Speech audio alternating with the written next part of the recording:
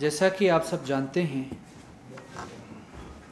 कि गिलगित बल्तिस्तान समेत पाकिस्तान में जो नॉन पॉलिटिकल प्रैक्टिसेस चल रही हैं, कहने को तो इस्लामी जमहूरिया पाकिस्तान है। यहाँ पे ना हमें जमहूरियत नज़र आ रही है, ना इस्लामी वैल्यूज़ हमें नज़र आ रही हैं। बज़ाहिर नारे जमहूरियत के लगाते हैं, बज़ाहिर नारे इंसानी और इस्लामी अक़दार के लगाते होते हैं, लेकिन जो हमारे ऊपर जमातें मुसल्लत थी जमहूरियत के नाम पे, वही जमहूरी जमातें जमहूरियत के अक़दार के मुनाफी काम करती हमें पूरे मुल्क में और गिलगित बल्तिस्तान में नज़र आ रही है। आपने ट्रेलर 5 जुलाई को देखा, फिल्म का पहला हिस्सा आपने 5 जुलाई के बाद देखा, और अब बकिया हिस्से आप गिलगित बल्तिस्तान में देख सकते हैं। गुज़श्ता रात के अंधेरे में जो असम्बली की तोक़ीर और तकरीम पर फिर हमला किया गया, वो आप सबके सामने। मेरे बहुत सारे सहाफ़ी अहबाब मुझसे सवाल कर रहे थे कि वो कौन सी नागुज़ीर वजूहात हैं जिन वजूहात की बिना पे असम्बली सेशन को रोक दिया गया है। चूँकि मेरे लिए ये गैर मुतवक्को नहीं थी, ये ख़बर मेरे लिए, ये अक़दाम मेरे लिए गैर मुतवक्को अक़दाम नहीं था। जिस तरह की हुकूमत आई हुई है, जिस तरह की कंपोजिशन यहाँ पे बनी हुई है, जिस तरह का यहाँ पे हुकूमती इत्तिहाद है, और जो बाइंडिंग फोर्स है, जिस अंदाज में गैर फितरी तौर पर इनको क्लब करके अजीब व गरीब जो हुकूमत बनाई हुई है, इससे जमहूरी अक़दार की तवक्को तो हम नहीं रख सकते। और जब मैंने कोशिश की स्पीकर से इसका मैं पता करूं, तो उनको भी नहीं पता था। डिप्टी स्पीकर से मैंने कोशिश की क्या वजूहात थी जिन वजूहात की बिना पर असम्बली सेशन को रोक दिया गया, वो भी नाबलद थी इस मामले के हवाले से। फिर मज़ीद तहक़ीक़ करने पर पता चला जो पार्लियामेंट्री अफेयर्स के आपके मिनिस्टर हैं लॉ के, वो भी नाबलद थे। वज़ीर आला गिलगित बल्तिस्तान ने एक समरी मूव की है, उसका वज़ीर क़ानून को नहीं खबर, और गवर्नर ने इसकी तौसीक़ करके, अगरचे ये ऑर्डर के मुताबिक है लेकिन जवाज़ देना ज़रूरी होता है।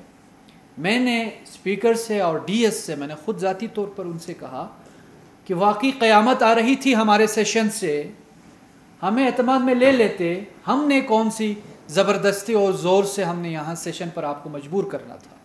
और आपको पता है, आप सहाफ़ी हजरात भी गवाह हैं कि जब से ये हुकूमत बनी है, जब से अपोजिशन मेंबरान ने अपनी ज़िम्मेदारियाँ अपोजिशन की बेंच पर रहकर शुरू की है, मुनासिब और शाइस्ता अंदाज में की है। अखलाक, कानून, आइन के दायरे में रहकर हमने अपोजिशन शुरू की हुई है। इस अरसे में हमने कोशिश की कि अवामी नौइयत के मसाइल यहाँ पर डिस्कस हों। हमने कोशिश की कि गिलगित बल्तिस्तान के हुकूक़ की राह में जो रुकावटें हैं वो दूर हों। हमने कोशिश की कि ट्रू सेंस में हम अपोजिशन करें, कोई कंट्रोवर्शियल ऐसी चीज़ हम लेके नहीं आए, या हुकूमत के ख़िलाफ़ जिससे हुकूमत को परेशानी हो, लेके नहीं आए। इसके बावजूद उसमें मैं खुसूसी तौर पर ज़िक्र करूँगा कल की करारदाद जो मुत्तफ़िक़ा तौर पर मंजूर हो गई। उस करारदाद में हमने गिलगित बल्तिस्तान ऑर्डर 2018 को, उसमें अमेंडमेंट को यकीनी बनाने के हवाले से एक नुक्ता उसका ये था, फाइनेंशियली गिलगित बल्तिस्तान के साथ जो इश्यूज़ हैं वो आप सबके सामने, मीडिया के सामने हैं। गिलगित बल्तिस्तान को जिस तरह फाइनेंशियली अप्रोच दिया हुआ है वो आपके सामने है। जो फिस्कल स्पेस गिलगित बल्तिस्तान के लिए मुतय्यन है, उस रकम में गिलगित बल्तिस्तान आइंदा 100 साल भी डेवलप नहीं हो सकता, नहीं हो सकता। उसके लिए एक नुक्ता ये था कि फेडरेशन के साथ, फेडरल गवर्नमेंट के साथ हमारी एग्रीमेंट हो, फाइनेंशियल एग्रीमेंट हो, और NFC तरज पे जब तक NFC में हमें हिस्सा नहीं बनाया जाता, NFC अवार्ड का हिस्सा हमें नहीं दिया जाता, उस पर इतनी स्पेस कम अज़ कम फराहम करें कि हम डेवलपमेंटल, नॉन डेवलपमेंटल एक्टिविटीज़ हमारी है वो स्मूथली हो और इलाका डेवलप हो। आवाम के मसाइल को हम एड्रेस कर सकें। और तीसरा जुडिशल कमीशन के हवाले से था, जजेस की तैनाती के हवाले से था। अब भी सबसे बड़ा जो इशू इस वक्त आ रहा है, यानी ये वो करारदादें थीं, ये वो चीज़ें थी जिससे गवर्नमेंट को ये जवाज़ मिलना है मौजूदा हुकूमत को कि वो जाके फेडरेशन से फाइनेंस के मामलात में उनको मुआवनत हो जाए और यहाँ पे डेवलपमेंट को बेहतर बनाया जाए। क्योंकि जिन लोगों के सहारे पे ये गवर्नमेंट बनी है, उसमें आप पहली स्पीच भी आप चीफ मिनिस्टर के आप सुन लें तो उसमें उन्होंने बाज़ाब्ता तौर पर कहा है कि हमें प्राइम मिनिस्टर ऑफ पाकिस्तान ने, जो एक्स प्राइम मिनिस्टर बन चुके, प्राइम मिनिस्टर ऑफ पाकिस्तान ने हमें यकीन दहानी कराई है कि यहाँ के माली मसाइल हल करेंगे। अब मुझे बताएं ये हुकूमत, पहले तो वो सवाल मैं बाद में करूँगा कि यहाँ पे हुकूमत है किसकी, उस पर मैं आऊँगा। उससे पहले वज़ीर आज़म पाकिस्तान ने इनको जो ज़मानत दी थी कि हम माली मसाइल हल करेंगे, ये कहकर नए चीफ मिनिस्टर का इंतखाब किया, शबखून मारकर जमहूरी रिवायात को। अब कहाँ जाएंगे, किसके पास जाएंगे कि वो फाइनेंशियल गारंटीज़ को इंश्योर करने के लिए? कहाँ से हमें यकीन दहानी होगा कि जो यकीन दहानियाँ कराई हैं वो फुलफिल हो जाएंगी? तो ऐसे में गिलगित बल्तिस्तान असेंबली वाहिद जगह है जहाँ पे गिलगित बल्तिस्तान के मसाइल को उठाया जाता है। और ये बहाना कोई ना करें कि गिलगित बल्तिस्तान असेंबली इजलास के लिए बिजनेस नहीं है। अगर अगला 10 दिनों के लिए भी सेशन रखें तो हमारे पास सॉलिड वैलिड हमारे पास बिजनेसेस हमने जमा करा दी हुई हैं।